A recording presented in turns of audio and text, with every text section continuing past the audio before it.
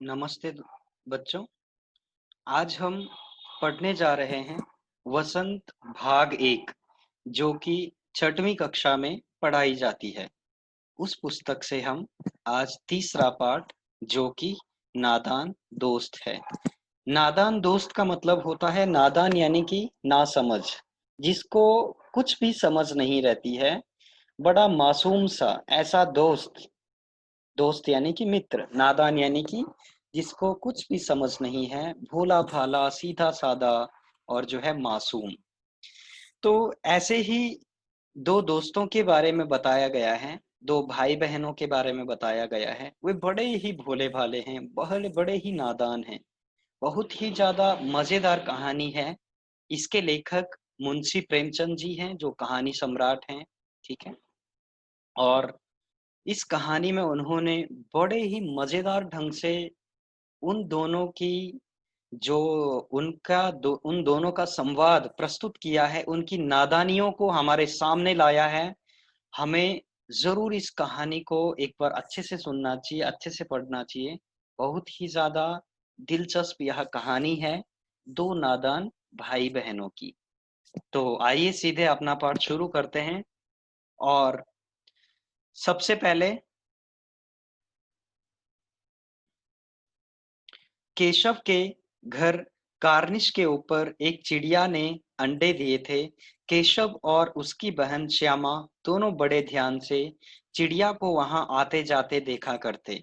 सवेरे दोनों आंखें मलते कार्निश के सामने पहुंच जाते और चिड़ा और चिड़िया दोनों को वहां बैठा पाते। उनको देखने में दोनों बच्चों को न मालूम क्या मजा मिलता। दूध और जलेबी की सुध भी न रहती थी। दोनों के दिल में तरह तरह के सवाल उठते। अंडे कितने बड़े होंगे, किस रंग के होंगे, कितने होंगे, क्या खाते होंगे, उनमें से बच्चे किस तरह निकल आएंगे, बच्चों के पर कैसे निकलेंगे, घोंसला कैसा होगा। लेकिन इन सब बातों का जवाब देने वाला कोई नहीं। न अम्मा को घर के काम धंधों से फुर्सत थी, न बाबूजी को पढ़ने लिखने से। दोनों बच्चे आपस ही में सवाल जवाब करके अपने दिल को तसल्ली दे लिया करते थे। श्यामा कहती, क्यों भैया, बच्चे निकल कर फुर्र से उड़ जाएंगे। केशव विद्वानों जैसे गर्व से कहता, नहीं री पगली, पहले पर निकलेंगे, बगैर परों के बेचारे कैसे उड़ेंगे। तो क्या होता है बच्चों, केशव के घर कार्निस के ऊपर एक चिड़िया ने अंडे दिए थे। कार्निस कहते हैं हमारे घर का एक हिस्सा होता है, जैसे कि आपको यहाँ पर भी दिखाया है, चित्र में भी दिखाया है। ये कार्निस है, ये यहाँ पर इतना ये कार्निस है। कार्निस यानी कि खिड़की के ऊपर जो बनाया जाता है, खिड़की के ऊपर बनाया जाता है ये। इससे जो है बारिश इत्यादि नहीं आती है, तो ये यहाँ पर ये कार्निस है ये। तो इसके ऊपर ये देखो, चिड़िया ने जो है अंडे दिए हुए हैं। केशव के घर कार्निश के ऊपर अंडे दिए हुए हैं। और उसके बाद क्या होता है, आगे पढ़ेंगे। कार्निश समझ आया होगा आपको, कार्निश किसे कहते हैं। तो केशव के घर कार्निश के ऊपर एक चिड़िया ने अंडे दिए थे। केशव और उसकी बहन श्यामा, केशव की बहन का नाम क्या है, श्यामा, दोनों बड़े ध्यान से चिड़िया को वहां आते जाते देखा करते थे। बहुत ध्यान से उसको आते जाते देखा करते थे। सवेरे दोनों आंखें मलते कार्निश के सामने पहुंच जाते। उठते ही आंखें मलते हुए, आंख मलना मतलब जब हम सुबह उठते हैं ना, तो दोनों आंखों पर दोनों हाथ लगा करके ऐसे घुमाते हैं, उसको कहते हैं आंख मलना। तो ऐसे उठते उठते आधी नींद में ही कार्निस के सामने पहुंच जाते और चिड़ा और चिड़िया दोनों वहां बैठा पाते। और चिड़ा और चिड़िया जो जो है नर चिड़ा है, और जो है मादा चिड़िया है, तो दोनों को वहां बैठा पाते थे। दोनों वहां पर बैठे रहते थे घोंसले के पास। उनको देखने में दोनों बच्चों को ना मालूम क्या मजा मिलता। वो दोनों बच्चों को बहुत खुशी मिलती थी उनको देख करके। दूध और जलेबी की सूध भी ना रहती थी। माँ उनको दूध और जलेबी यानी कि जो कुछ भी खाने के लिए देती थी, पहले उनको कार्निस पर जाना है। उठते ही पहले उनको दूध जलेबी नहीं खानी है, बल्कि अंडे देखने हैं। उसकी सूध ही नहीं रहती थी, लेकिन अंडे देखने बराबर याद रहता था। दोनों के दिल में तरह-तरह के सवाल उठते थे, जैसे कि अंडे कितने बड़े होंगे, किस रंग के होंगे, कितने होंगे, क्या खाते होंगे, उनमें से बच्चे किस तरह निकल आएंगे, बच्चों के पर कैसे निकलेंगे, पर यानी कि पंख, घोंसला कैसा है, लेकिन इन बातों का जवाब देने वाला कोई नहीं। अम्मा को घर के काम धंधों से फुर्सत थी ना, अम्मा को काम घर के काम धंधों से फुर्सत थी। उनकी माता दिन भर घर के काम धंधों में व्यस्त रहती थी। घोंसला कैसा होगा क्यों कहा है? क्योंकि कार्निस तक वो नहीं पहुंचते हैं, वो इतने बड़े बच्चे नहीं हैं, अभी छोटे छोटे बच्चे हैं। और अम्मा को जो है फुर्सत नहीं है काम धंधों से, और बाबूजी को पढ़ने लिखने से फुर्सत नहीं। दोनों बच्चे आपस में ही सवाल जवाब करके अपने दिल को तसल्ली दिया करते थे। आपस में ही सवाल जवाब, एक सवाल पूछता दूसरा जवाब देता, और आपस में ही अपने दिल को समझा देते थे। श्यामा कहती, क्यों भैया, बच्चे निकलकर फुर्र से उड़ जाएंगे? भैया, बच्चे निकलकर फुर्र से उड़ जाएंगे, क्योंकि श्यामा छोटी है। केशव विद्वानों जैसे गर्व से कहता, बड़े कॉन्फिडेंस के साथ, आत्मविश्वास के साथ केशव कहता है, नहीं री पगली, पहले पर निकलेंगे, बगैर परों के बेचारे कैसे उड़ेंगे? पहले उन पर पंख निकलेंगे फिर उड़ेंगे, बिना पंखों के कोई क्या उड़ता है? तो उसके बाद क्या होता है कि श्यामा बच्चों को क्या खिलाएगी बेचारी? श्यामा कहती है कि बच्चों को चिड़िया क्या खिलाएगी? केशव इस पेचीदा सवाल का जवाब कुछ न दे सकता था। इस तरह 3-4 दिन गुजर गए। दोनों बच्चों की जिज्ञासा दिन दिन बढ़ती जाती थी। अंडों को देखने के लिए वे अधीर हो उठते थे। उन्होंने अनुमान लगाया कि अब जरूर बच्चे निकल आए होंगे। बच्चों के चारे का सवाल अब उनके सामने आ खड़ा हुआ। और जो है केशव, जब उसने पूछा सवाल श्यामा ने, बच्चों को क्या खिलाएगी बेचारी चिड़िया, तो केशव इस पेचीदा यानी कि अजीब से, जो अनोखा, जो है तीखे सवाल का जवाब कुछ ना दे सका। इसका कुछ भी जवाब केशव ना दे सका। इस तरह 3-4 दिन गुजर गए आपस में उनके सवाल जवाब करते करते। दोनों बच्चों की जिज्ञासा दिन दिन बढ़ती जाती थी। जिज्ञासा यानी कि किसी चीज को जानने की इच्छा हर दिन बढ़ती जाती थी। अंडों को देखने के लिए वे अधीर हो उठते थे, जो है व्याकुल हो जाते थे अंडों को देखने के लिए। उन्होंने अनुमान लगाया कि अब जरूर बच्चे निकल आए होंगे। उन्होंने अंदाजा लगाया कि अब बच्चे जरूर आ गए होंगे। बच्चों के चारे का सवाल भी उनके सामने आ खड़ा हुआ कि बच्चों को क्या खिलाया जाएगा, बच्चे क्या खाएंगे बेचारे, उनकी मम्मी उनके लिए कितना दाना लाएगी? पहले तो चिड़िया इतनी सी है, और उनके लिए कितना दाना लाएगी, कहाँ से लाएगी? ठीक है, इस तरह के सवाल उनके मन में आ रहे हैं। चिड़िया बेचारी इतना दाना कहाँ पाएगी कि सारे बच्चों का पेट भरे? गरीब बच्चे भूख के मारे चूं चूं करके मर जाएंगे। सोचो कितने नादान बच्चे हैं वो। चिड़िया बेचारी इतना दाना कहाँ पाएगी, इतना भोजन कहाँ पाएगी कि सभी बच्चों का पेट भर जाएगा? पता नहीं कितने बच्चे हैं। गरीब बच्चे भूख के मारे चूं चूं करके मर जाएंगे। बेचारे बच्चे, छोटे छोटे नादान बच्चे गरीब हैं और भूख के मारे चूं चूं करके वहीं घोंसले में मर जाएंगे। इस मुसीबत का अंदाजा इस मुसीबत का अंदाजा करके दोनों घबरा उठे। दोनों को जो है घबराहट होने लगी। दोनों थोड़ा विचलित हो गए। दोनों ने फैसला किया कि कार्निस पर थोड़ा सा दाना रख दिया जाए। श्यामा खुश होकर बोली, तब तो चिड़ियों को चारे के लिए कहीं उड़कर ना जाना पड़ेगा ना? केशव, नहीं, तब क्यों जाएंगी? श्यामा, क्यों भैया, बच्चों को धूप न लगती होगी? केशव का ध्यान इस तकलीफ की तरफ न गया था। बोला, जरूर तकलीफ हो रही होगी, बेचारे प्यास के मारे तड़पते होंगे, ऊपर छाया भी तो कोई नहीं। क्या होता है उसके बाद, इस मुसीबत का अंदाजा करके दोनों बच्चे जो है बड़े परेशान होते हैं, और दोनों ने फैसला किया कि कार्निस पर हम थोड़ा सा दाना रख दिया करेंगे। श्यामा खुश हुई, और जो है फिर उन्होंने, श्यामा ने कहा कि अगर हम दाना रखेंगे तो मजे से वो बच्चे खाएंगे, और चिड़िया को कहीं दूसरी जगह भी नहीं जाना पड़ेगा। तो केशव कहता कि जब हम दाना रखेंगे तो बच्चे क्यों जाएंगे इधर उधर, उनको सब कुछ तो मिल जाएगा। श्यामा का ध्यान अचानक जाता है कि क्यों भैया, उनको धूप भी तो लगेगी, कार्निस के ऊपर तो कोई छत नहीं है। केशव का ध्यान इस तकलीफ की तरफ न गया था। केशव ने सोचा ही नहीं था इस बारे में। तो बोला, जरूर उनको तकलीफ हो रही होगी। तकलीफ यानी कि परेशानी, समस्या। बेचारे प्यास के मारे, उनको प्यास भी तो लगती होगी, ऊपर छाया भी तो नहीं है, उनको धूप से प्यास भी लगती होगी। आखिर यही फैसला हुआ कि घोंसले के ऊपर भी जो है छत बना देनी चाहिए। ठीक है बच्चों, आगे बढ़ते हैं। पानी की प्याली और पानी की प्याली और थोड़े से चावल रख देने का प्रस्ताव भी स्वीकृत हो गया। दोनों बच्चे बड़े चाव से काम करने लगे। श्यामा की माँ की आंख बचाकर मटके से चावल निकाल लाई। श्यामा, केशव ने पत्थर की प्याली का तेल चुपके से जमीन पर गिरा दिया और उसे खूब साफ करके उसमें पानी भरा। अब चांदनी के लिए कपड़ा कहाँ से आए?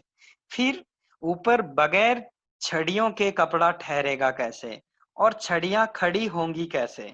केशव बड़ी देर तक इस उधेड़ बुन में रहा। आखिरकार उसने यह मुश्किल भी हल कर दी। श्यामा से बोला, जाकर कूड़ा फेंकने वाली टोकरी उठा लाओ, अम्मा जी को मत दिखाना। इसके बाद क्या होता है कि प्याली में जो है पानी भर करके और थोड़े से चावल रख देने का प्रस्ताव उन्होंने स्वीकृत कर दिया। दोनों ने डिसीजन लिया कि हम जो है प्याली में पानी भर कर रखेंगे और जो है थोड़े से चावल रखेंगे। दोनों बड़ी चाहत के साथ जो है काम करने लग गए। श्यामा की माँ की आंखों से जो है बचकर दोनों ने जो है श्यामा ने जो है मटके से चावल निकाले और केशव ने पत्थर की प्याली यानी कि चूने से बनी हुई प्याली से जो है चुपके से जाकर के उसमें तेल रखा था घर में, उस तेल को जमीन पर गिरा दिया और उसे खूब साफ करने लगा और साफ करके उसमें पानी भर करके ले आया। अब दूसरा प्रश्न खड़ा हो गया कि कपड़ा कहाँ से लाया जाए? चांदनी के लिए कपड़ा कहाँ से आए? फिर ऊपर बगैर छड़ियों के कपड़ा ठहरेगा कैसे? उसमें स्टिक अगर नहीं लगाएंगे तो कपड़ा कैसे ठहरेगा? टेंट कैसे बनेगा उनके लिए? कैसे और छड़ियां खड़ी कैसे होंगी? केशव इसी बात में जो है उलझा रहा। उदेड़ बुन यानी कि इस तीखे सवाल में जो है इस समस्या में उलझा रहा। आखिरकार उसने जो है इस मुश्किल का हल निकाल दिया। श्यामा से बोला, जा चुपके से जा और अम्मा जी को मत दिखाना, जो कूड़ा फेंकने वाली जो टोकरी है उसको उठा करके ले आ। उसके बाद क्या होता है, श्यामा वह तो बीच से फटी हुई है, श्यामा कहती है वह तो बीच से फटी हुई है टोकरी, उसमें तो छेद है। केशव ने झुंझलाकर कहा, तू टोकरी तो ला, मैं उसका सुराख बंद करने की कोई हिकमत निकालूंगा, कोई ना कोई तरीका मैं उसकी सुराख को बंद करने का निकालूंगा। सुराख यानी कि छेद, उसमें जो छेद है उसको बंद करने का कोई ना कोई तरीका मैं निकालूंगा। श्यामा दौड़कर टोकरी उठा लाई। केशव ने उसके सुराख में थोड़ा सा कागज ठूंस दिया और तब टोकरी को एक टहनी से टिकाकर बोला, देख, ऐसे ही घोंसले पर उसकी आड़ कर दूंगा, तब कैसे धूप जाएगी। श्यामा ने दिल में सोचा, भैया कितने चालाक हैं। फिर क्या हुआ कि श्यामा दौड़ करके गई, नादान बच्ची, और टोकरी उठा करके लाई। लेकिन उसमें तो सुराख था। उसमें क्या किया उसके भैया केशव ने, थोड़ा सा कागज लगाया उस छेद में और टोकरी को जो है एक टहनी से टिका कर बोला, और देख, उसको बोला कि देख, ऐसे घोंसले पर उसकी आड़ कर दूंगा, इस तरह से मैं घोंसले पर इस टोकरी को रखूंगा तो धूप कैसे आएगी। श्यामा ने दिल में सोचा कि भैया कितने चालाक हैं, कितना दिमाग है भैया के पास, देखो कितनी जल्दी इन्होंने इसके लिए उपाय ढूंढा। उसके बाद बच्चों, गर्मी के दिन थे, बाबूजी दफ्तर गए हुए थे।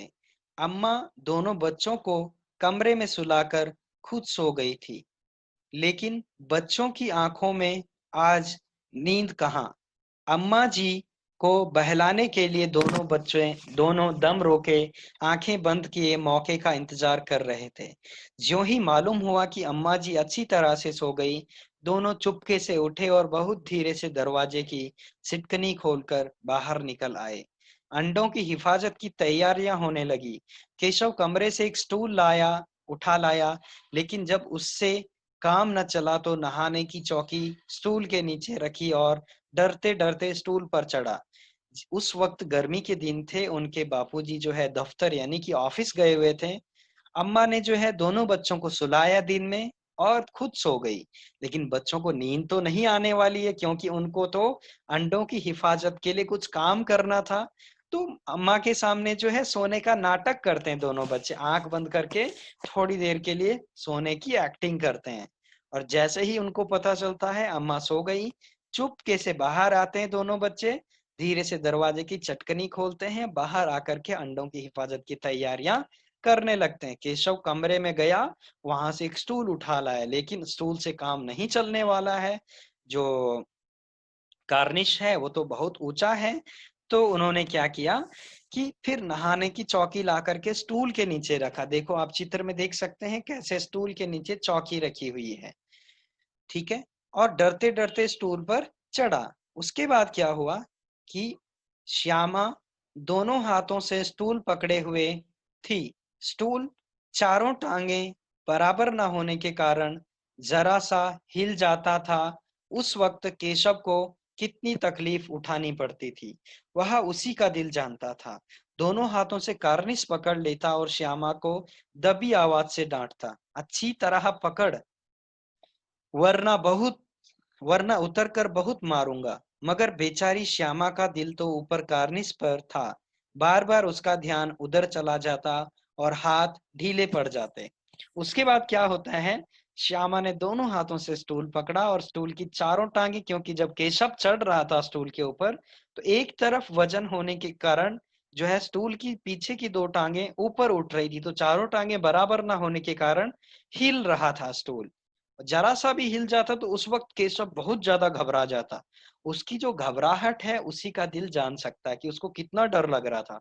उस टाइम वह कार्निस को दोनों हाथों से पकड़ लेता था और श्यामा को दबी आवाज से डांटता था, अच्छी तरह से पकड़, वरना उतर कर बहुत मारूंगा। जैसे बड़े भाई जो है छोटी बहनों को बहुत डराते हैं, और जो है जब कोई शरारत करते हैं और उसमें अगर छोटी बहन भी शामिल है, तो उसको जो है बीच बीच में धमकियां देते हैं कि मैं मम्मी से जाकर के बताऊंगा, पापा से जाकर के बताऊंगा और तुझे मारूंगा। तो छोटी बहनें भी शरारती होती हैं, तो वो भी जो है धमकियां देती हैं। तो ठीक उसी तरह से केशव भी उसको जो है कह रहा है उतर कर बहुत मारूंगा। मगर बेचारी श्यामा का दिल, क्योंकि उसका दिल तो सिर्फ कार्निश के ऊपर जो घोंसला है उन बच्चों पर है, अंडों पर है, इसलिए कभी कभी उसका हाथ ढीला पड़ जाता तो स्टूल हिल जाता। हिलता तो केशव डर जाता, फिर उसको डांट लगाता। ठीक है, आगे पढ़ेंगे। फिर क्या होता है, केशव ने ज्यों ही कार्निस पर हाथ रखा, दोनों चिड़िया उड़ गई। केशव ने देखा कार्निस पर थोड़े तिनके बिछे हुए हैं और उन पर 3 अंडे पड़े हैं। जैसे घोंसले उसने पेड़ों पर देखे थे वैसा कोई घोंसला नहीं है। श्यामा ने नीचे से पूछा के बच्चे हैं भैया? केशव, 3 अंडे हैं, अभी बच्चे नहीं निकले। श्यामा, जरा हमें दिखा दो भैया कितने बड़े अंडे हैं। केशव, दिखा दूंगा, पहले जरा चिथड़े ले आ, नीचे बिछा दूं। बेचारे अंडे तिनकों पर पड़े हैं। जैसे ही केशव बराबर पहुंच जाता है कार्निस पर, केशव ने ज्यों ही कार्निस पर हाथ रखा, दोनों चिड़िया उड़ गई उसको देख करके। केशव ने देखा कार्निस पर थोड़े से तिनके यानी कि घास के तिनके बिछे हुए हैं और उन पर 3 अंडे पड़े हुए हैं, और उन पर जो है 3 अंडे पड़े हुए हैं। जैसे घोंसले केशव ने पेड़ों पर देखे होंगे, आपने जैसे घोंसले देखे होंगे टीवी पर या फोटो में या वास्तव में, तो वैसे कुछ भी नहीं था, वैसा कुछ भी नहीं था। श्यामा ने नीचे से पूछा, भैया बच्चे हैं क्या? केशव कहता, 3 अंडे हैं, अभी बच्चे नहीं निकले। तो बोलती है कि मुझे भी दिखाओ भैया कितने बड़े अंडे हैं। तो केशव कहता, दिखा दूंगा पगली, पहले जरा जा करके चिथड़े यानी कि कपड़े के टुकड़े ले आ। बेचारे अंडे जो है तिनकों के ऊपर रखे हुए हैं, बेचारों के नीचे बिछा दूंगा। ठीक है। श्यामा दौड़कर अपनी पुरानी धोती फाड़कर एक टुकड़ा लाई, और उसके बाद क्या हुआ कि केशव ने झुककर कपड़ा ले लिया। उसकी कई तह करके उसने एक गद्दी बनाई और उसे तिनकों पर बिछाकर तीनों अंडे धीरे से उस पर रख दिए। श्यामा ने फिर कहा, हमको भी दिखा दो भैया।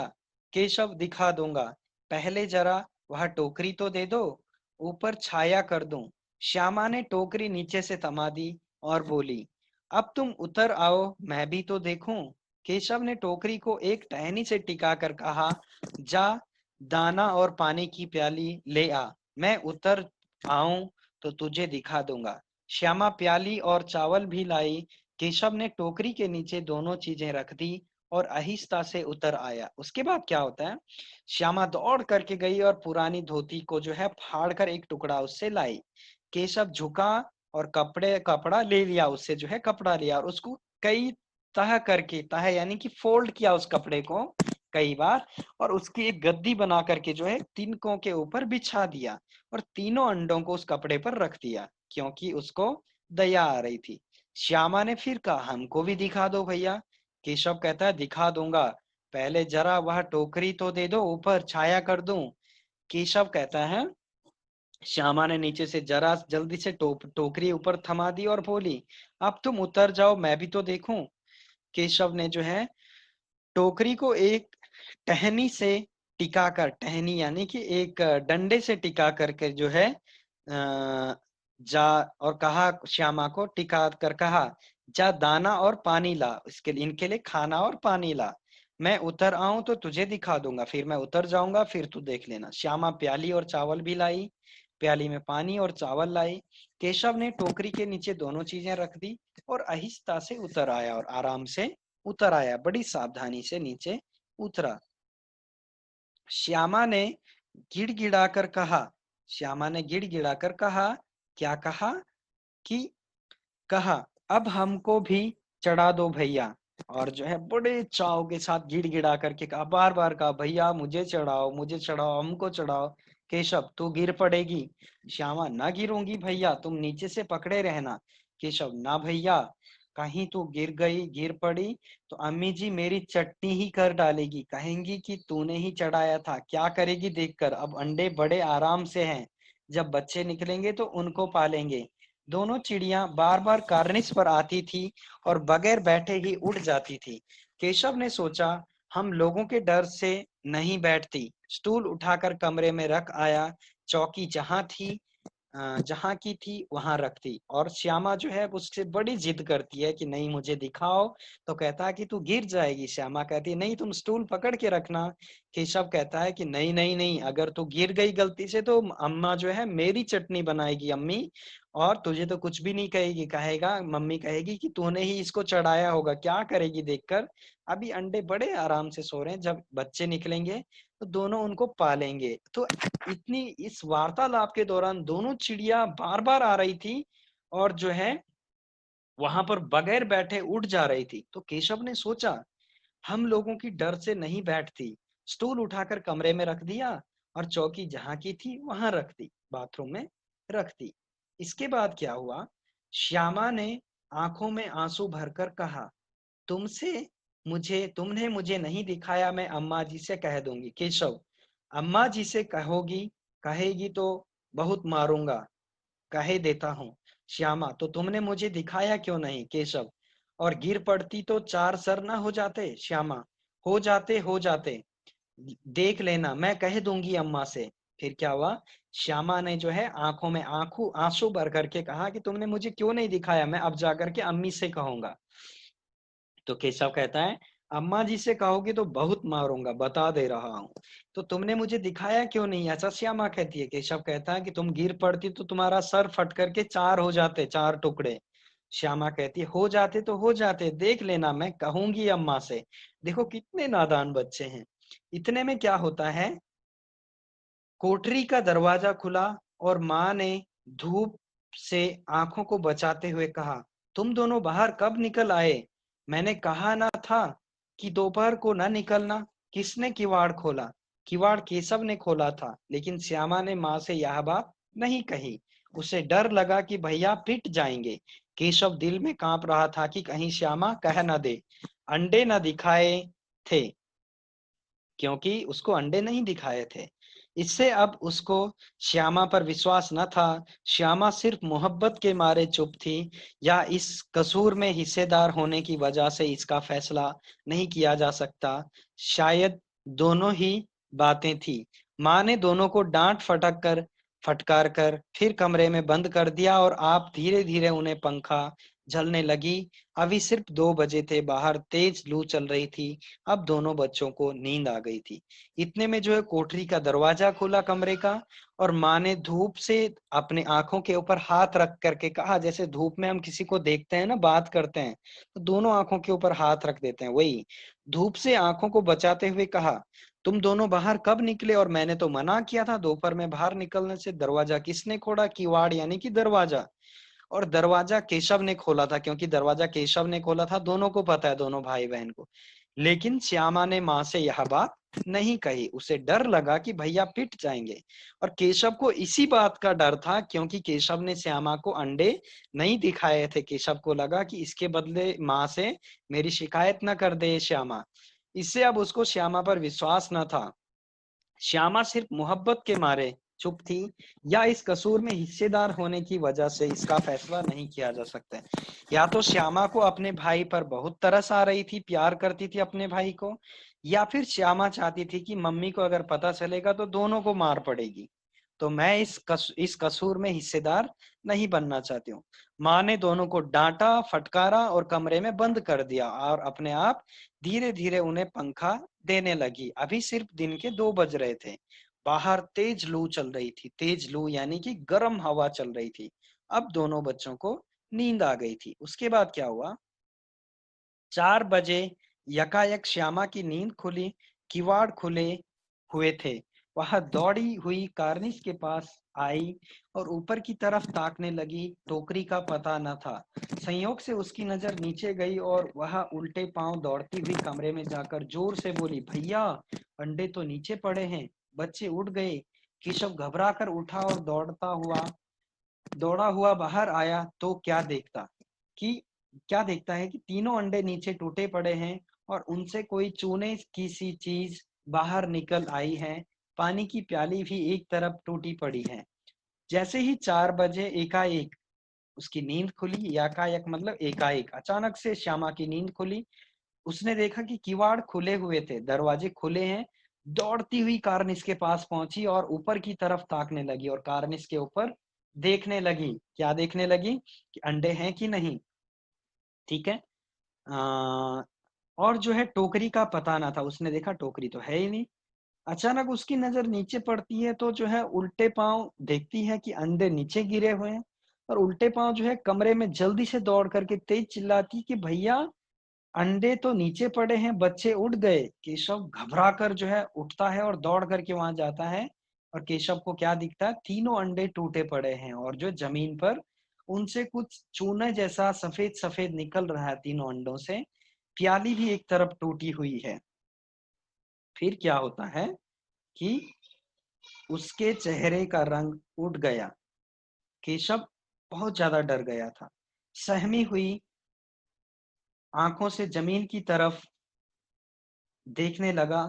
श्यामा ने पूछा, बच्चे कहाँ उड़ गए भैया? केशव ने करुण स्वर में कहा, अंडे तो फूट गए श्यामा। और बच्चे कहाँ गए? केशव, तेरे सर में देखती नहीं है, अंडों में से उजला उजला पानी निकल आया है, वही तो 2-4 दिन में बच्चे बन जाते। माँ ने सोटी हाथ में लिए हुए पूछा, तुम दोनों वहां धूप में क्या कर रहे हो? श्यामा ने कहा, अम्मा जी, चिड़िया के अंडे टूटे पड़े हैं। माँ ने आकर टूटे हुए अंडों को देखा और गुस्से से बोली, तुम लोगों ने अंडों को छुआ होगा। उसके बाद क्या हुआ कि जो है केशव बहुत ज्यादा डरा हुआ था, उसके चेहरे का रंग उड़ गया था। ठीक है। सहमी हुई आंखों से जमीन की तरफ देखने लगा। उसने देखा कि अंडे फूटे हुए हैं। श्यामा उससे पूछती है, भैया, बच्चे कहाँ उड़ गए?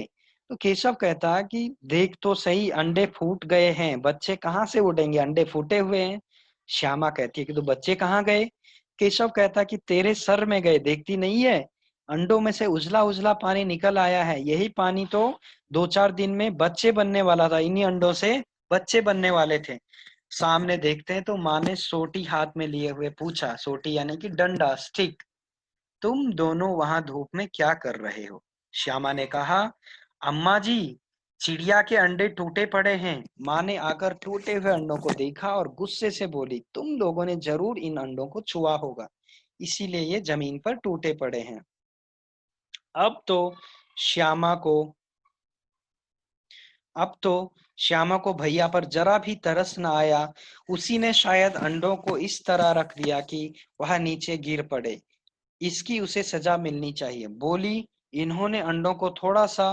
अम्मा जी, माँ ने केशव से पूछा। क्यों रे केशव भीगी बिल्ली बना खड़ा रहा? केशव भीगी बिल्ली बना खड़ा रहा। माँ, तू वहां पहुंचा कैसे? अब बिल्कुल भी श्यामा को उसके भाई पर दया न तरस कुछ नहीं आया और कहा, शायद अंडों को इस तरह रख दिया होगा इसने कि अंडे नीचे गिर गए। उसकी उसे सजा जरूर मिलनी चाहिए। बोली, इन्होंने अंडों को छोड़ा छेड़ा था अम्मा जी, भैया ने अंडों को छेड़ा था।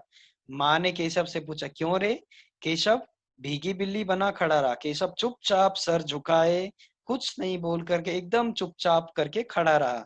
माँ कहती है, तू वहां पहुंचा कैसे? उसके बाद छोटी बहन देखो क्या बोलती है। श्यामा श्यामा कहती है कि श्यामा चौकी पर स्टूल रखकर चढ़े अम्मा जी। ठीक है। उसके बाद केशव, तू स्टूल थामे नहीं खड़ी थी? श्यामा, तुम्ही ने तो कहा था। माँ, तू इतना बड़ा हुआ, तुझे अभी इतना भी नहीं मालूम कि छूने से चिड़िया के अंडे गंदे हो जाते हैं। चिड़िया फिर उन्हें नहीं सेती। श्यामा ने डरते डरते पूछा, तो क्या चिड़िया ने अंडे गिरा दिए हैं अम्मा जी? अम्मा, और क्या करती? केशव के सिर इसका पाप पड़ेगा। हाय हाय, तीन जाने ले ली दुष्ट ने। और श्यामा बोलती है कि फटक से छोटी बहन बड़े भाई की शिकायत करती है। चौकी पर स्टूल रखकर चढ़े अम्मा जी। अम्मा ने पूछा था कि कैसे चढ़े? चौकी पर स्टूल रख करके चढ़े। केशव, तू स्टूल थामे नहीं खड़ी थी? केशव कहता, तूने भी तो स्टूल पकड़ा था। श्यामा कहती है कि तुम्ही ने तो कहा था। फिर उसकी माँ कहती है कि केशव, तू इतना बड़ा हो गया, तुझे इतना भी नहीं मालूम कि चिड़िया के अंडे जब हम छूते हैं तो वो गंदे हो जाते हैं। चिड़िया फिर उन्हें नहीं लेती है, उन्हें सेती नहीं है, चिड़िया उनको स्वीकार नहीं करती है। श्यामा ने डरते डरते पूछा, तो क्या फिर चिड़िया ने अंडे गिरा दिए अम्मा जी? माँ कहती, तो क्या करती? केशव के सिर इसका पाप पड़ेगा। हाय हाय, तीन जाने ले ली दुष्ट ने। और केशव रोनी सूरत बनाकर बोला, मैंने तो सिर्फ अंडों को गद्दी पर रख दिया था अम्मा जी। माँ को हंसी आ गई, मगर केशव को कई दिनों तक अपनी गलती पर अफसोस होता रहा। अंडों की हिफाजत करने के जोग में उसने उनका सत्यानाश कर डाला। इसे याद कर वह कभी कभी रो पड़ता था। दोनों चिड़िया वहां फिर न दिखाई दी। केशव की रोती हुई सूरत को देख करके उसने रोती हुई सूरत बनाई और कहा, माँ, मैंने तो सिर्फ अंडों को गद्दी के ऊपर रखा था क्योंकि वे तिनकों के ऊपर थी, मैंने उनकी हिफाजत की। तो माँ को उसकी नादानी पर हंसी आई, मगर केशव को कई दिनों तक अपनी गलती पर अफसोस होता रहा। अंडों की हिफाजत करने के जोग में उसने उनका सत्यानाश कर दिया। हिफाजत करने के बदले, उनकी सुरक्षा करने के बदले सत्यानाश कर दिया। इसे याद करके वह कभी कभी रो पड़ता था। दोनों चिड़िया वहां फिर कभी नहीं दिखाई दी।